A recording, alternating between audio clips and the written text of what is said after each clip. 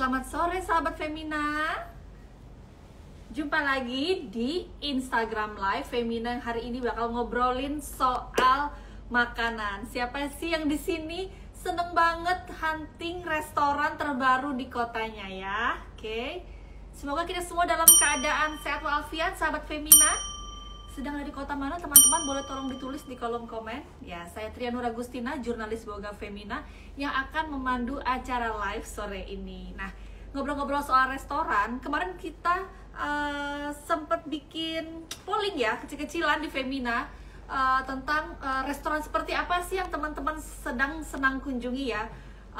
Kita punya pilihannya yang harus ada tempat outdoornya, lalu satu lagi pilihannya ada yang harus ada open kitchennya supaya kita bisa ngelihat chefnya masak di depan mata kita. Itu seru banget kan. Nah, ternyata banyak banget yang milih seneng dengan konsep open kitchen ya. Nah, apakah itu gaya yang emang akan booming di tahun ini ya gitu. Sekarang kan kita udah mulai kembali makan di restoran ya, tentunya dengan terus menjaga protokol kesehatan. Nah, pasti teman-teman juga di jadi siapa yang sudah berani makan di luar ya, tulis di kolom komen sekaligus spill nih ke kita ya, restoran apa yang lagi hits di kotanya kamu ya, sekaligus nama kamu ya. Oke.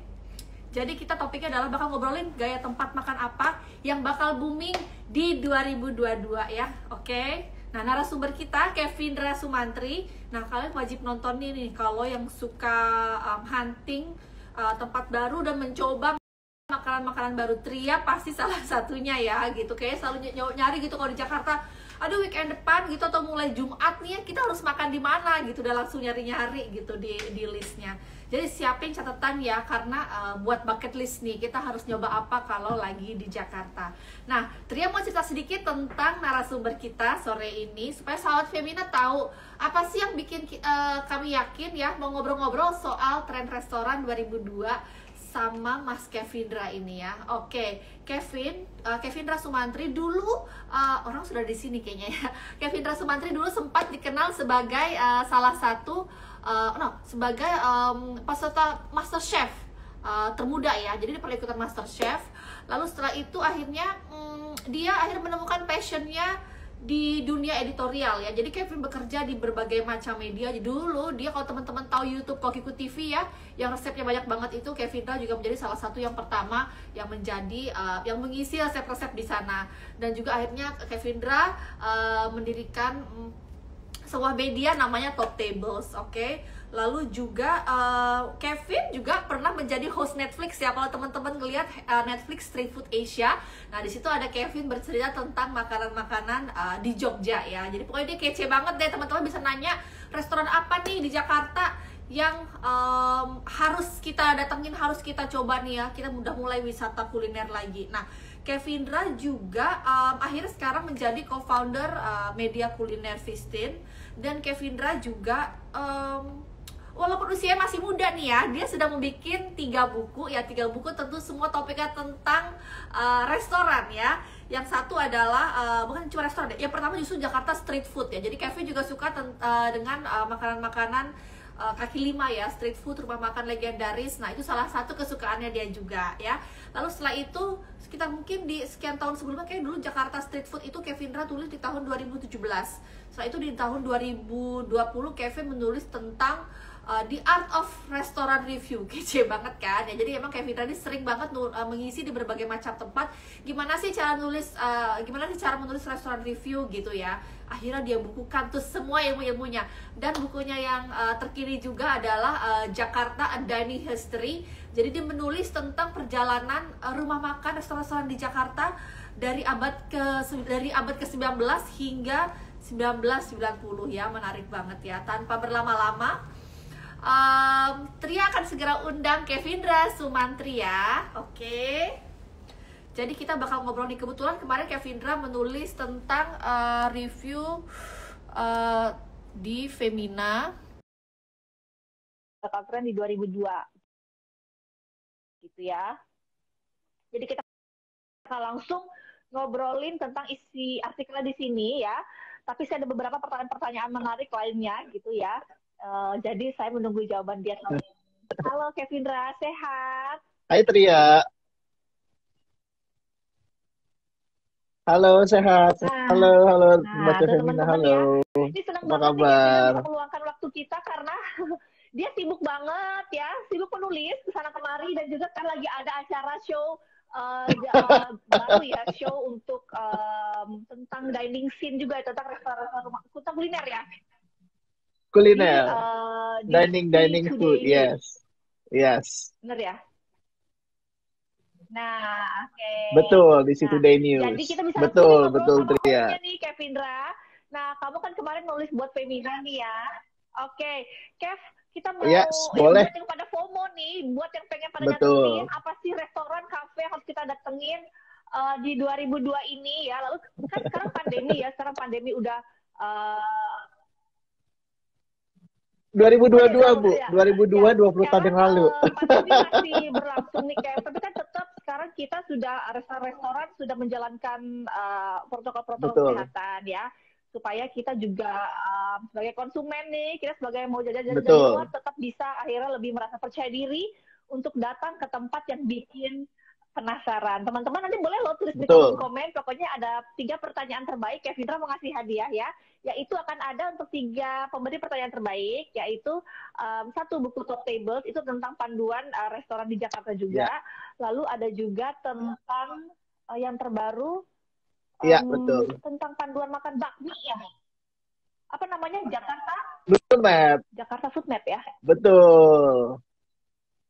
Betul, Matt. Panduan makan bakmi di Jadi Kevin Jakarta, ini memahami ya keliling-keliling itu. dari street food sampai bakmi-bakmian itu sampai yang upscale restoran kita bakal tanya ke dia. Kev, nah sekarang kan kalau kita sekarang pergi jalan-jalan nih ya, sama Yes. ini udah pasti datang-datang ke restoran nih, apakah sudah perlahan nih sudah kembali semarak ya? Perkembangannya gimana sih, Kev?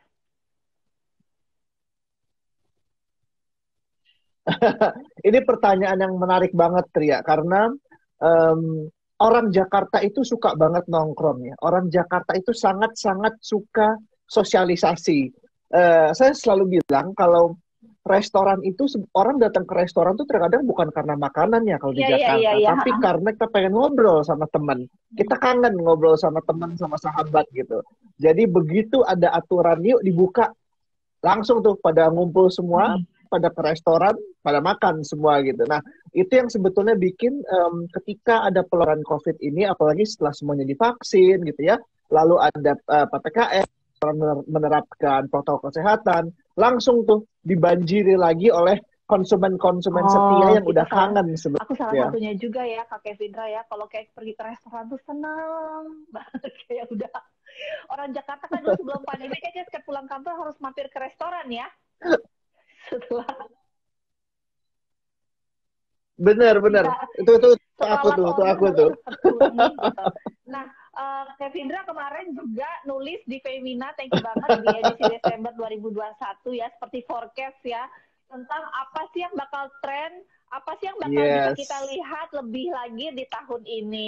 Boleh ceritain nggak di sini konsep seperti apa sih yang bakal kita cari nih sebagai konsumen? Apakah rasa percaya diri pelanggan terhadap protokol restoran menjadi hal yang utama, misalnya menu yang di-scan, misalnya makan juga berjarak, juga gimana tuh? Betul. Nah ini sebenarnya menarik banget, Tria, karena kalau kita bicara soal restoran di Jakarta gitu ya, apalagi tren baru setelah COVID. Selama COVID, nggak bilang setelah COVID, karena COVID belum selesai, sebetulnya memang itu yang dicari oleh masyarakat. Jadi pertama, masyarakat kita itu sudah lebih concern. Walaupun kita memang udah berani makan-makan lagi, kita jadi lebih nyala tuh alertnya untuk kita di restoran. Pertama, kita pasti akan mencari restoran yang mungkin agak lebih sepi setidaknya gitu.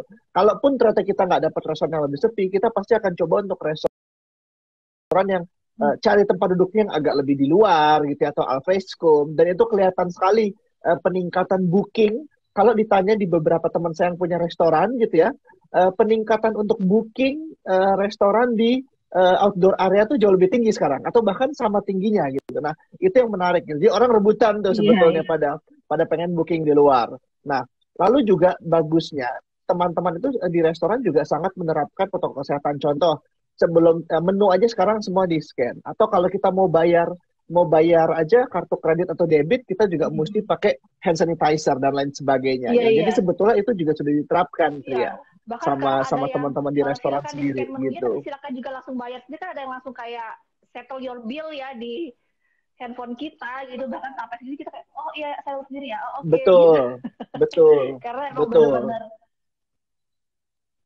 Betul betul betul dengan teknologi jadi satu satu ini ya jadi iya, iya, satu iya, iya. sistem dengan Lalu kan tadi teknologi Kevin bilang pemesanannya sekarang kalau betul. dulu kan orang menghindarin dong duduk di luar, sekarang pengen duduk di luar panas, panas, panas deh gitu kan. Nah kemarin tuh di artikel kemarin Kevin juga memprediksi bakal banyak Iya bakal iya iya, lebih betul banyak betul. lagi restoran yang akan mencoba menyediakan space untuk konsumennya bersantap di luar ruangnya gitu. Nah ini tuh apakah iya apakah misalnya bener-bener Iya iya outdoor gitu alfresco ya. atau misalnya sedikit outdoor tapi ada kayak apa Hmm. namanya kayak ya gitu atau misalnya ada Matahari matahari dikit gitu ya. apa pendidik udaranya tetap harus besar gitu supaya orang di luar tuh tetap Iya tetap nggak tahu. Karena kan kita kan orang tropis iya ya. iya Karena kalau iya orang iya. tropis tuh Iya. kita tuh nggak suka kalau di siang kalau siang itu nyelekit banget dan Betul humid itu tuh nggak suka segitu gitu. Gimana tuh? betul betul betul betul Boleh dong. Karena betul. di sini Ini di boleh tempat nyebut kita merek restoran itu nggak Tria? Ini feel menarik seakan-akan soalnya. restoran.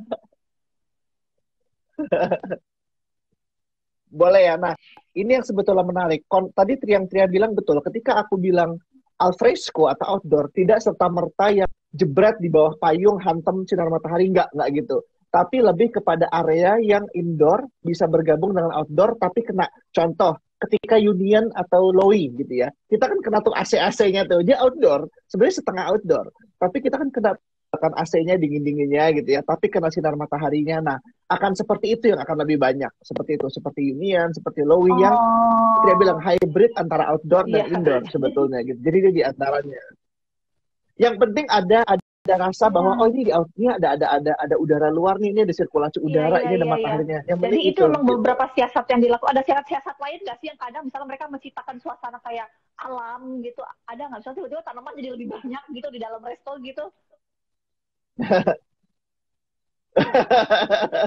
Iya, yang sebetulnya dilakukan sama pengusaha restoran juga menarik. Mereka akan lebih banyak bikin, kayak tadi Tri bilang, kalau dia nggak punya outdoor area, dia sebisa mungkin akan bikin lebih banyak kaca. Saya melihat sendiri ada teman saya yang punya desain restoran sebelum dan sesudah ya, dan itu dia akan buka di tahun ini. Sebelumnya itu tertutup, setelahnya itu dia ganti dengan kaca. Jadi biar ada sinar mataharinya masuk, padahal indoor gitu. Jadi yang penting ada suasana outdoor, ada feeling matahari, terus ada mungkin jarak-jarak meja juga akan dibuat lebih lebar. Restoran sekarang nggak akan banyak sekat gitu ya. Itu yang saya tahu juga. Mereka akan lebih banyak karena mereka tahu apa namanya tidak bisa banyak-banyak. Jadi mereka lebih memanfaatkan ruang Misalnya makan kayak lebih apa tuh yang maksimal Kevin untuk lagi suka? desainnya Misalnya Kak gitu. Kevindra kalau lagi nongkrong sekarang suka makan tuh sukanya outdoornya punya siapa?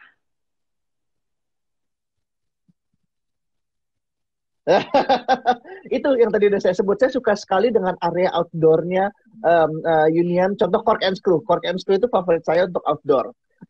Karena dia tidak serta-merta kehantam sinar matahari langsung jebreng, tapi kita bisa kena AC dari dalam, tapi kita juga teduh gitu loh. Nah, semi alfresco seperti itu yang akan lebih populer di Jakarta karena kita tropis ya gitu. Itu yang akan lebih populer gitu.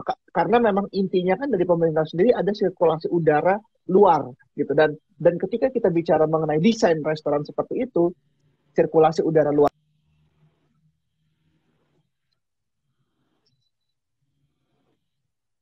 nya oke aman seperti itu Tri. Oke. Nah, Ya. lalu juga iya sih benar juga ke Kevin. Suaraku terdengar jelas nggak? Atau lagging?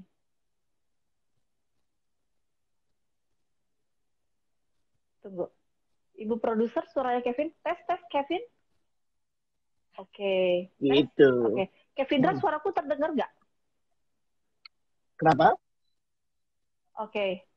Aman? Oke. Sip, sip. Oke. Sangat Tapi terdengar sedikit jelas. lagi. Jadi Kedengaran jelas banget kok. visualnya rada lagging itu nggak apa, yang penting suaranya ada ya. Nah,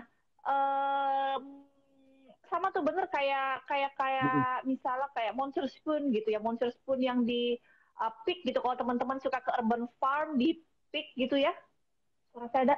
Oke. Di Peak gitu. Dan bahkan tadi mereka indoor, tiba-tiba sekarang pas di depannya tuh mereka Ya, membuat Monster Spoon extension. Jadi dia semi alfresco. Jadi orang satu iya, antisipasi antrean panjang karena tuh itu lagi dia. booming banget tempatnya.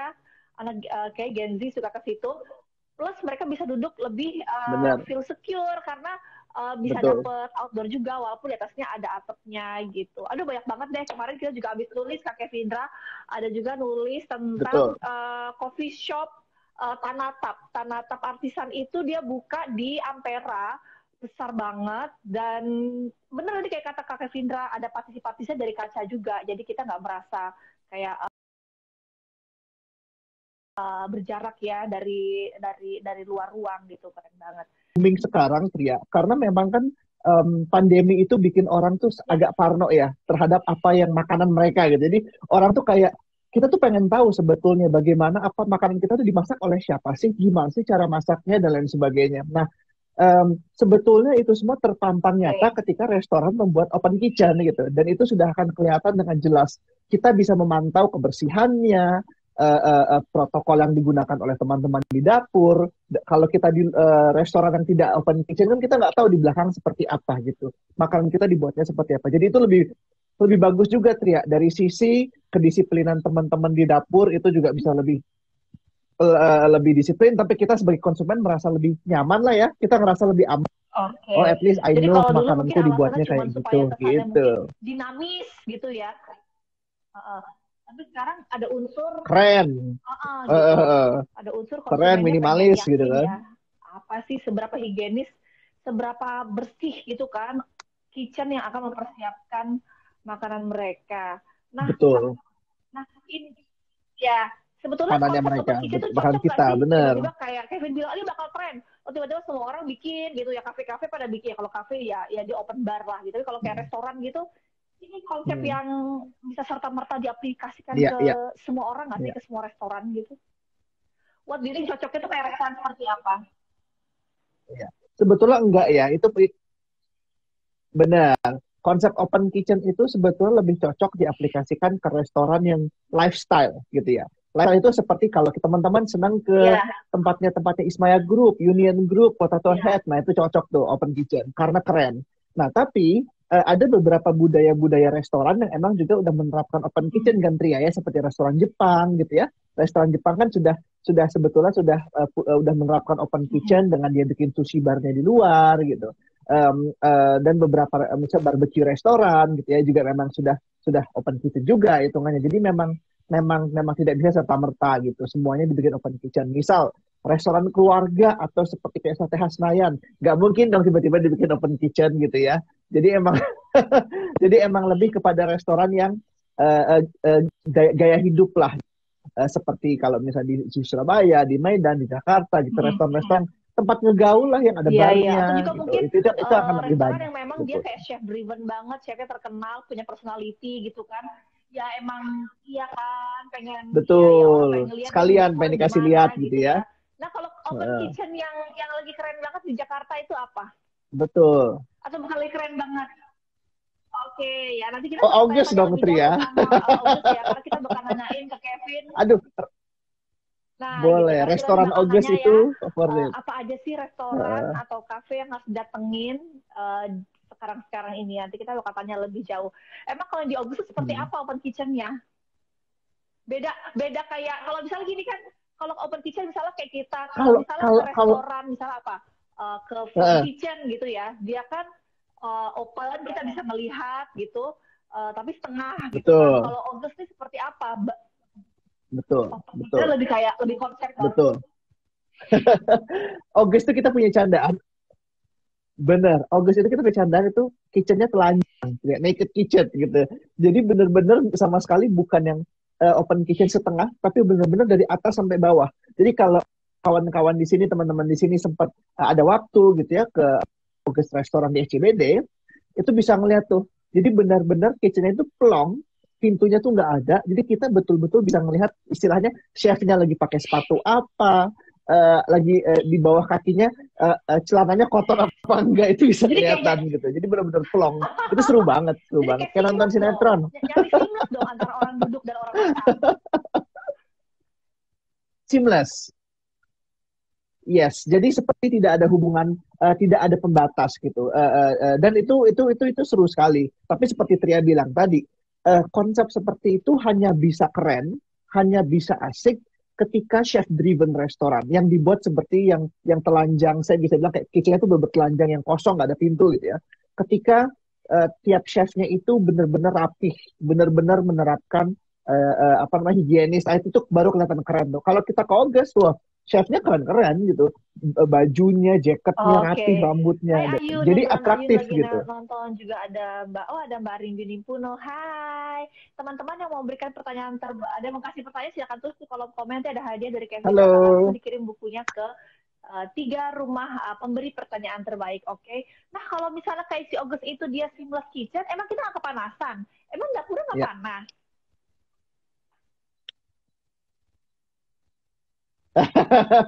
Itu sepertinya justru menguntungkan mereka ya Gimana Tria mana? ya, karena udaranya AC-nya nembaknya masuk banget gitu ke dapur, kemana-mana gitu lebih. Mereka lebih untung, jadi kayak asik dingin, gue kena AC-nya ruang ruang makan gitu. Tapi seru-seru banget gitu. So, jadi kita ngeliatin kayak kemarin chefnya Oh, lagi agak marah gitu, kita ngeliatin dulu, wah ini lagi jadi marah kayak nih. nonton Itu show ya. seru Tadi kan banget, Kevin bilang kita seru nonton banget. sinetron, tapi ini real life beneran ya. Kehidupan nyata di kitchen kita bisa melihat gitu ya. Real life, reality Beneran show, gitu. bener.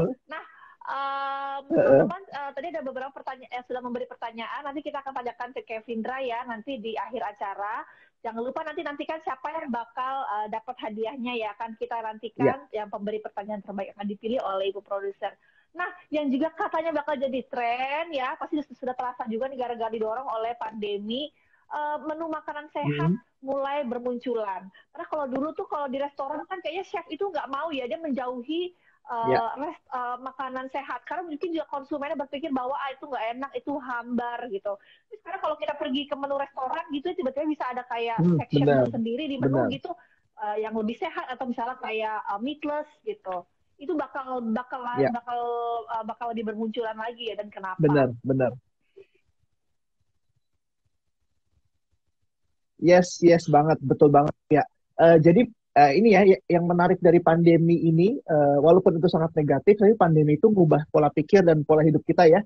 Kita jadi lebih concern sama health, makanan yang kita santap juga. Nah, ini sebetulnya yang dilirik oleh pengusaha restoran sebagai business opportunity. Jadi mereka yang mungkin tadinya aduh males bikin bikin sayur-sayuran atau bikin healthy condiment, mereka kira harus memasukkan itu karena kita sudah cukup aware gitu bahwa nggak bisa nih kita kemanapun kita makan, walaupun kita mau seru-seruan, tapi kita juga pengen menyantap yang bernutrisi gitu. Nah, itu satu, itu dari kita ya, dari kita sebagai konsumen kita pengen makan atau minum yang lebih healthy. Nah, tapi dari sisi restoran sendiri ini menarik nih teman-teman bahwa pandemi itu ternyata mempersulit suplai bahan baku luar gitu. Jadi banyak teman-teman pelaku restoran yang akhirnya harus menu-menu makanan mereka tuh dicoret karena ya bahannya belum datang dari Singapura, bahannya belum datang dari Jepang, bahannya belum datang dari Australia karena pandemi gitu. Dan sampai sekarang pun terjadi. Nah, karena itu pemilik bisnis makanan itu harus lebih cerdas.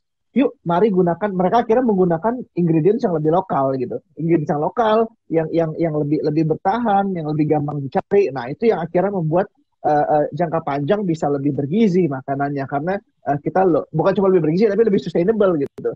Nggak ada carbon footprint, tidak terlalu jauh dan lain Oh sebagainya. ya, Memakan jadi produk akhirnya sebetulnya lokal dan kayak lain sebagainya. menantang kreativitas para orang-orang yang masak ini dong ya, menciptakan.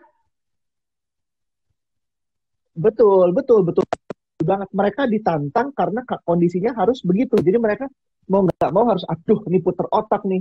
Jadi yang biasa tadinya supply, misalnya saya misalnya beli ayam, tadinya beli ayam dari supplier ngambilnya dari ayam Bangkok misalnya. Ya mereka harus mikirin caranya supaya ngambil ayam dari Sukabumi gitu ya. Sayur dari mana gitu. Oh, Itu, oke. itu yang terjadi Berarti sekarang harganya bakal gitu. lebih turun nggak sih?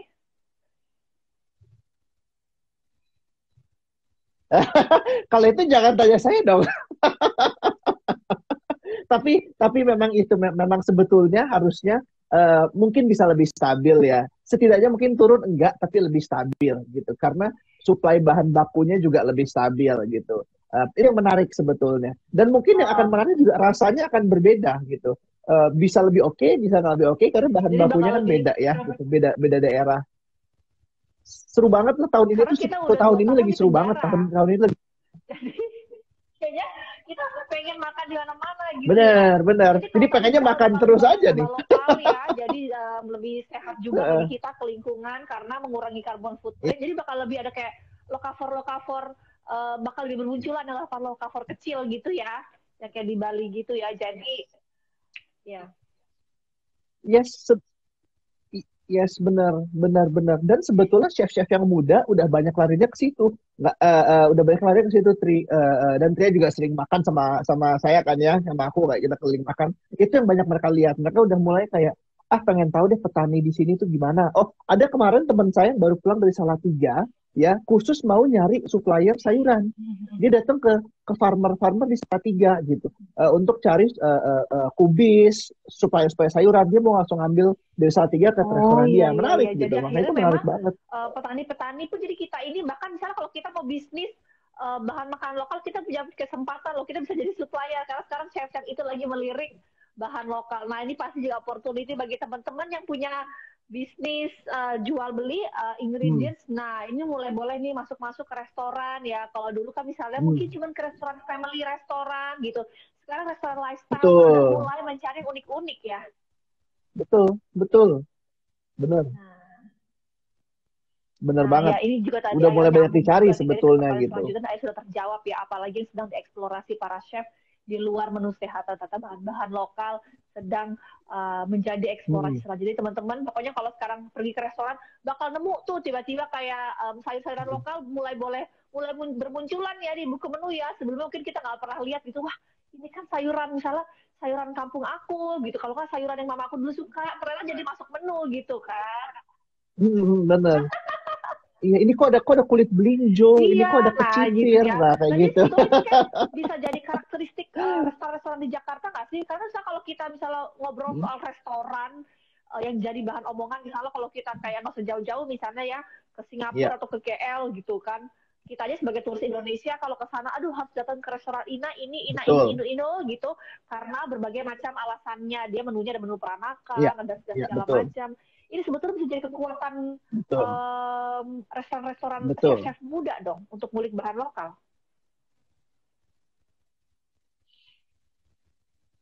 Bisa banget, Ria, bisa banget. Apalagi sebetulnya kalau kita ngomongin supplier bahan baku ya, kita jadi ngomonginnya supplier bahan baku gitu ya.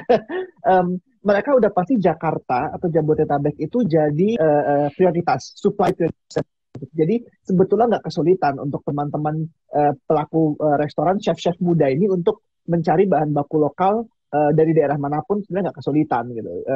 Karena selalu jadi destinasi prioritas untuk supply. Nah, pertanyaannya memang bagaimana nih chef-chef ini akhirnya menemukan karakternya mereka sendiri. Sebetulnya udah kelihatan dari beberapa restoran, contohnya Akar. Akar di Gunawarman itu sangat-sangat mengulik resep-resep kuno keluarganya gitu ya. Terus juga makanan-makanan Indonesia lokal yang tradisi tapi dengan gaya kontemporer karena dia dulu bekerja di restoran 2 Michelin star di Singapura gitu.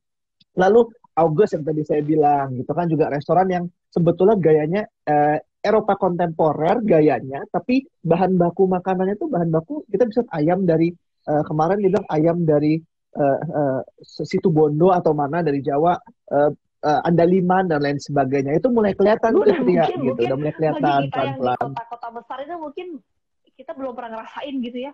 Ini rasanya gimana gitu kan. Ya nggak sih, jadi jangankan kita ngobrolin soal Benar, makanan-makanan benar, si benar. bule-bule itu yang dari luar, bahkan kita mungkin sendiri juga nggak tahu rasanya bahan-bahan unik itu kalau menjadi hidangan masa kini gitu kan. Atau misalnya ada menu-menu oldies banget Benar, kayak itu benar. misalnya kayak tadi favoritnya neneknya siapa gitu. Itu kayak gimana ya rasanya ya. Jadi banyak banget yang dikulik dan itu jadi banget kekuatan restoran-restoran di Jakarta. Nah teman-teman thank you banget udah ada beberapa bertanya. Nanti kita akan segera masuk ke Q&A, kita masih mau ngobrol-ngobrol dengan Kevindra. Silakan teman-teman boleh juga ditulis di kolom komen asalnya dari kota mana dan resto apa yang lagi hits. Nah, aku mau ngambil satu pertanyaan tuh tadi dari Shifu. Kalau street food sendiri ada perubahan nggak sih di zaman pandemi ya, setelah kita setelah kita sedang menjalani pandemi ini ada perubahan nggak? Hmm. Kalau street food sendiri sebetulnya tidak akan ada perubahan signifikan kecuali dari sisi higienitas gitu ya.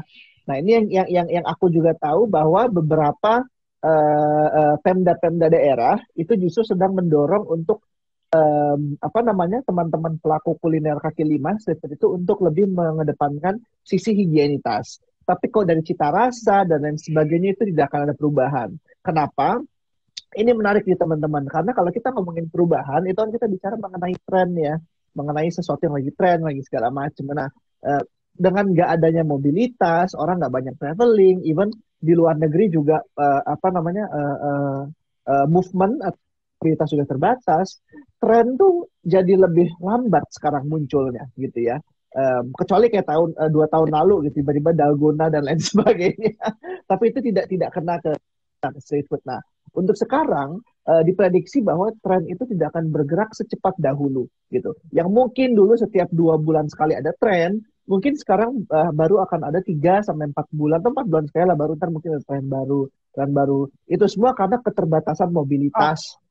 Itu yang juga saya tahu. Jadi kalau di kaki lima tuh nggak akan ada banyak perubahan, kita akan aman nikmatin kaki lima favorit. Aku juga nggak mau ada banyak perubahan di kaki lima kecuali higienitas. Sekarang gitu. Kan tadi kita mau ngobrolin nih juga apa sih yang perlu kita datangin nih, kita coba di 2022 resto apa yang bakal hits. Nah, dari yang upscale sekarang mau langsung nih berbagi rekomendasi dari yang upscale market gitu ya, yang rada-rada mahal dikit gitu ya, restoran-restoran yang keren-keren gitu, mentereng, sampai yang anak-anak muda lagi seneng banget gitu, kayak ada toko roti, toko kue, toko pastry gitu. Nah, boleh kasih tahu nggak sih apa aja? Mungkin dari yang toko kue dulu deh gitu. Kalau misalnya di Jakarta apa yang lagi baru dan kita harus datang gitu? Karena saya suka kue. Ya, saya suka kue. Ya, ini bisa dicatat ya sama teman-teman nih. Kalau aku kemarin baru datang ke Scarlet Cake di Peak. Itu menarik banget. Kecil sekali. Scarlet Cake itu tapi kue-kuenya seru-seru banget, Tri. Gitu? Itu apa ya? Kalau ruko di Peak itu kan tinggi-tinggi gede-gede ya, gitu. Ini dia nyempil, aduh setengah ruko. Jadi bener kayak rumah kecil, nyempil jual ramen kecil itu. Film, ya. Betul nyempil dengan gayanya yang Amerika. Kalau Scarlet itu depannya kalau kita lagi jalan kayak di daerah mana ya, kayak lagi di East Village gitu di New York gitu ya, itu dibikinnya kayak gitu feelingnya gitu. Emang yang menunya itu apa ya? Menunya baru nggak sih? Nggak banyak orang yang jual menunya. Yang dijual apa? Betul.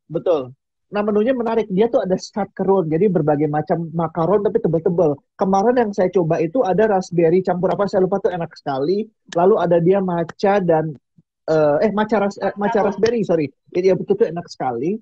Terus dia ada cheesecake, tapi cheesecake-nya kayak bar gitu, Tria. Jadi cheesecake-nya itu bentuknya kayak potongan bar gitu, terus di atasnya ada betul kayak wafer. Aduh, itu juga enak banget itu. Lalu dia ada scone. Kemarin saya juga coba scone-nya. Scone-nya itu disajin pakai 3 jenis butter. Aduh. Jadi tadi itu kayak enak banget gitu. Ya? Okay. Itu Scarlet Cake. Lalu apalagi kalau toko kue? Betul. Pastry apa? Nah, aku kemarin coba es krim ya, Tri ya. Toko es krim.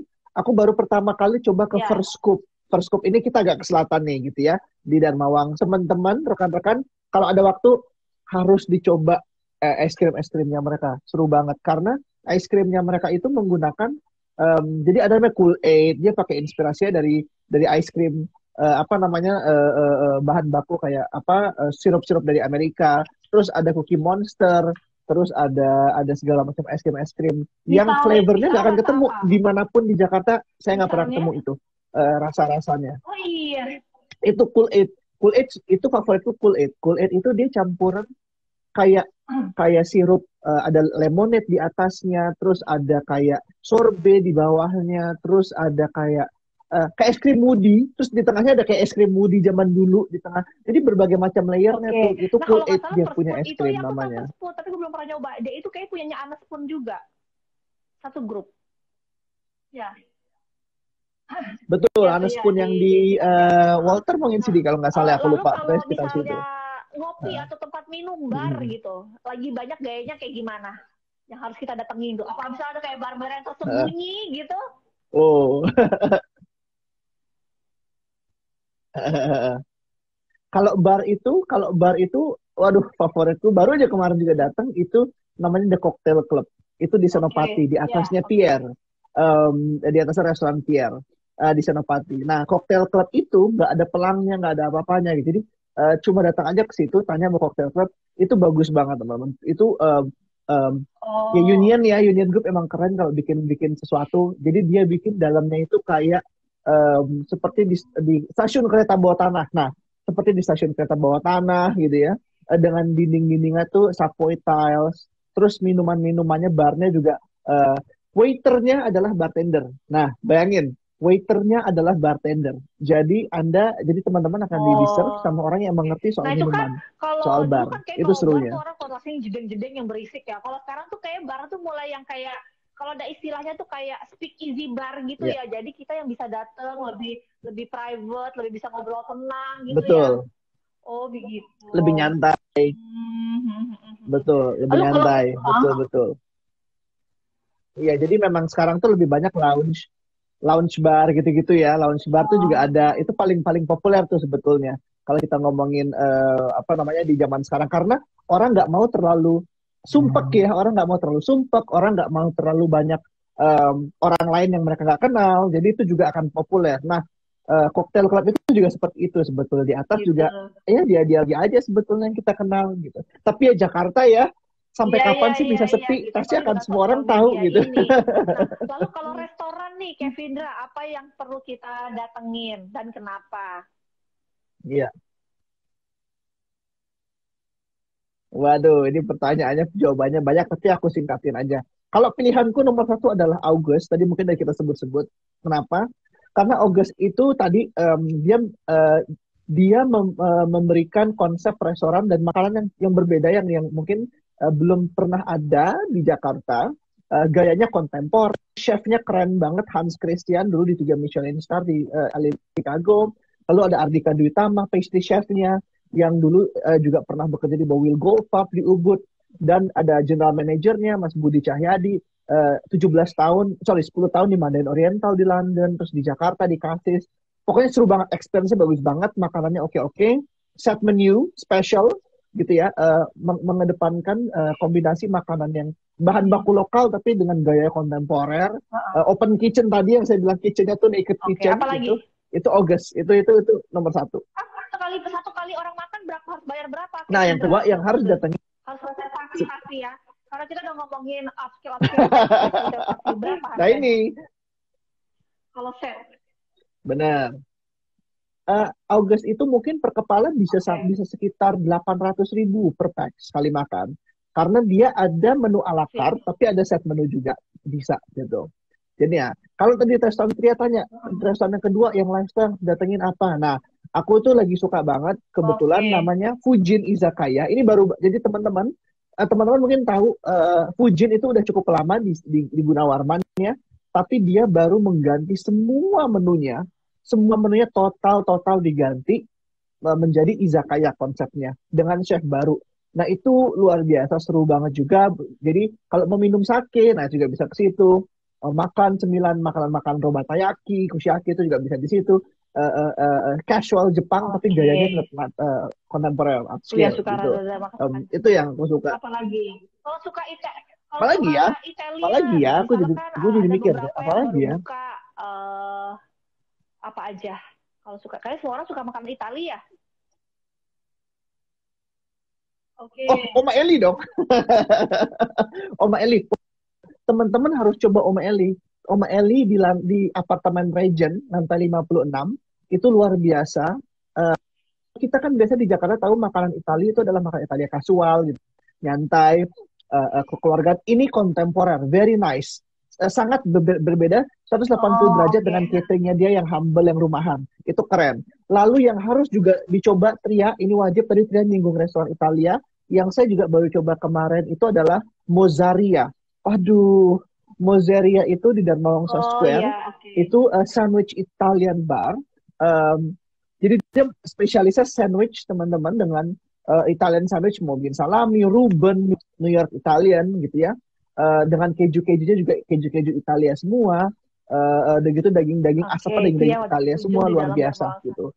Nah, kita udah banyak banget pertanyaan, takut kita nggak ngejar nih waktunya. Teman-teman makasih pertanyaan nih, ada langsung dari Ayu Nenggolan. Penasaran dengan pendapat semakin banyak tempat penjualan minuman alkohol pas pandemi.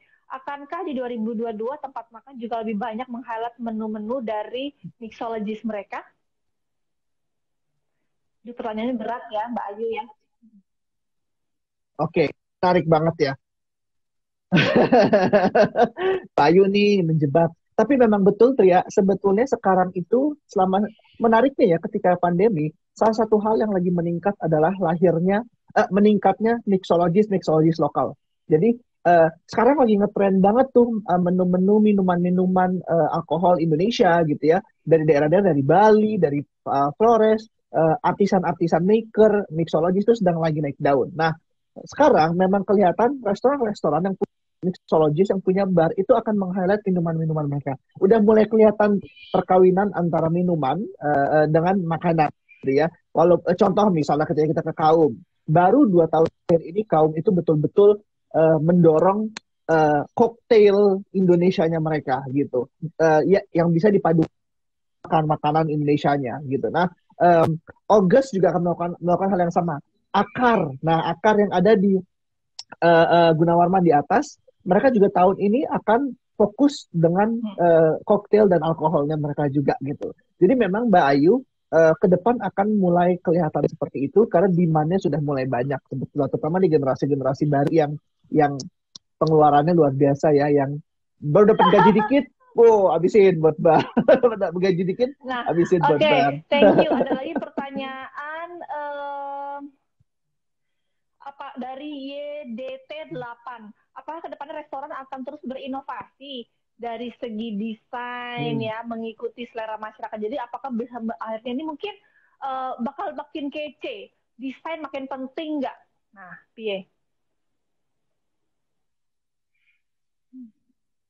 Betul. Yang menarik dari restoran adalah restoran itu kan mengikuti gaya hidup masyarakat ya. Itu yang menarik dari restoran.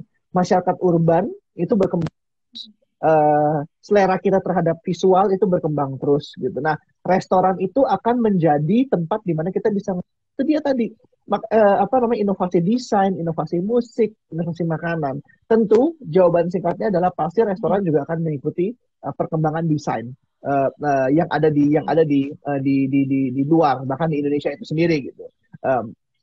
Di buku saya yang Jakarta Dining History, salah satu hal yang saya dapatkan yang membedakan restoran tahun 2000 dengan restoran di bawah tahun 2000 adalah desainnya gitu. Nah, di tahun 2000 masuk tuh restoran-restoran yang benar-benar menggunakan interior design kelas atas. Nah, itu yang akhirnya menjadi landasan krusial ketika kita pengen bikin sebuah restoran di kota-kota besar. Desain interior itu sangat amat penting gitu. Dan itu akan berkembang terus. Bene bertanya, Bene Luisa, kalau yang tadi Kevin ceritakan untuk restoran lifestyle up level, kalau yang restoran keluarga atau menengah gimana? Nah, atau ada rumah makan? Ya. Apanya? Ada perubahan apa enggak gitu ya? Oh, rekomendasi ya. Aduh, restoran keluarga Bang. Oh, saya tuh lagi suka banget namanya mie kocok Bandung Cipete. Nah, itu enak banget. Itu mie kocok, yang suka mie kocok Bandung, orang Jakarta yang tertinggal di Bandung atau orang Bandung yang sama di Jakarta, saya saranin ke mie kocok Bandung Cipete. Dia total tempatnya. Dulu tuh rumah makan sederhana banget. Tetap sederhana tapi lebih bersih, lebih terang, lebih menerapkan protokol kesehatannya luar biasa, asik banget. Bayangin ya Tri, di dalam satu ruangan tuh ada 3 R itu purifier gitu. Padahal kecil banget. Terus tapi makanannya bener mie kocok yang enak, rumahan yang ngenyangin, itu saya lagi suka banget mie kocok Bandung Cipete MKD DC Eatery itu. Terus makanan rumahan yang lagi saya suka lagi sebetulnya apa ya? Oh, ini satenya Dapur Selasih juga di situ juga.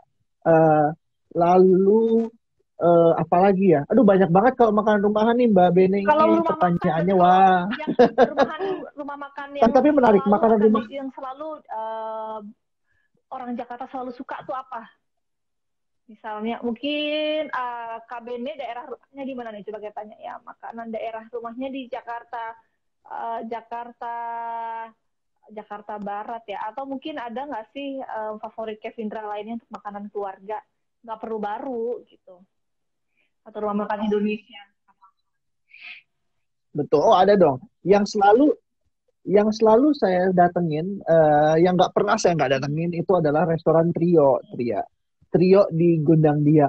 Itu setidaknya 1 bulan sekali itu pasti ibu saya pasti makan ke situ sampai detik ini gitu. Em, Kualitasnya benar kejaga, apalagi burung dara gorengnya ya ampun. Terus dia punya lumpia goreng ala Trio-nya itu juga lezat banget. Lalu kalau tempat makan yang sederhana, yang rumahan, yang tapi selalu jadi tempat pilihan saya untuk ngetik ya. Ini adalah di kedai Cikini, di Jalan Cikini. Itu juga saya suka banget. Tape bakarnya top. Tape bakar dengan meses di atasnya itu sangat top. Rawonnya juga oke sekali. Lontong cap gomenya juga oke. Nah itu tempat favorit saya tuh kalau yang simpel-simpel. Nah kalau restoran keluarga ada perubahan tren nggak?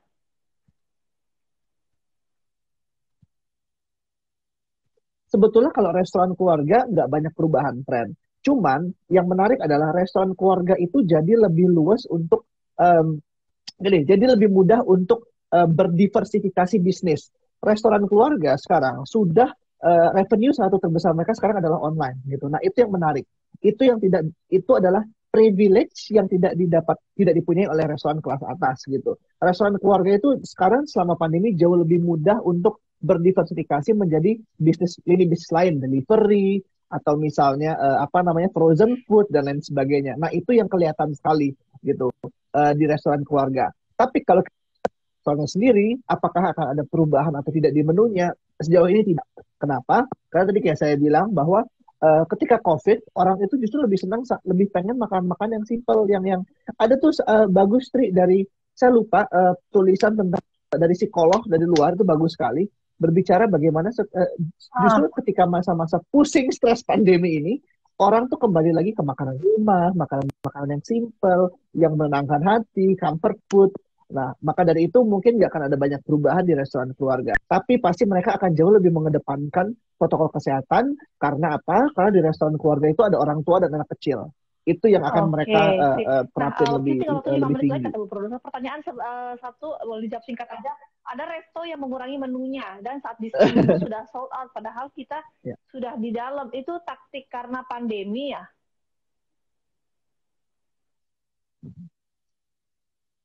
Nah, itu sebetulnya juga permasalahannya di restoran. Sebetulnya itu bukan taktik karena pandemi, itu mungkin karena restorannya yang lalai atau lupa kalian untuk men-take out itu. Dan itu saya sering mengalami itu kok selama pandemi. Jadi sama pengalaman saya juga bingung kenapa begitu.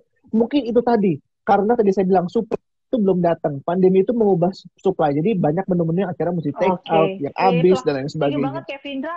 Nah, teman-teman terima kasih. Ada beberapa pertanyaan yang pertanyaan belum kita sempat jawab karena waktu juga. Kita mau langsung ngumumin 3 pemenang yang akan mendapatkan hadiah food guide ya dari Kevindra dan juga Fistin. Dari Fistin itu baru bikin Jakarta Food Map Noodles. Oke, dia selamat kepada YDT8_ dan juga Nenggolan Ayu dan juga Cifu _ ya. Nanti akan dimintakan alamatnya oleh admin Instagram Femina. Siap.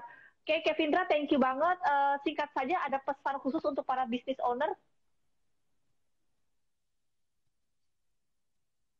Terima kasih, Tria. Nah, pesan saya cuma sederhana bahwa yuk semangat 2022 ini harusnya jadi tahun yang mengobati kita semua, tahun yang memulihkan semua bisnis.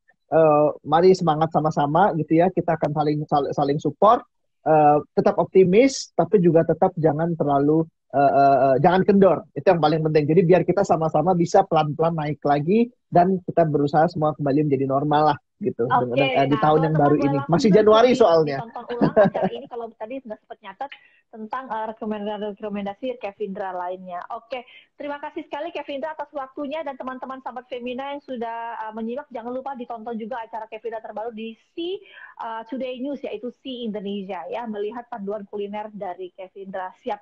Sampai jumpa sahabat Femina, sampai jumpa juga Kevindra. Semoga kita tetap sehat selalu. Di sini saya Triana Agustina, jurnalis Bloga Femina. Terima kasih teman-teman yang sudah menyimak selama 1 jam ini. Sampai jumpa dan mari kita bertemu di IG Live selanjutnya. Bye. Terima kasih. Bye. Thank you Tria. Thank you semuanya.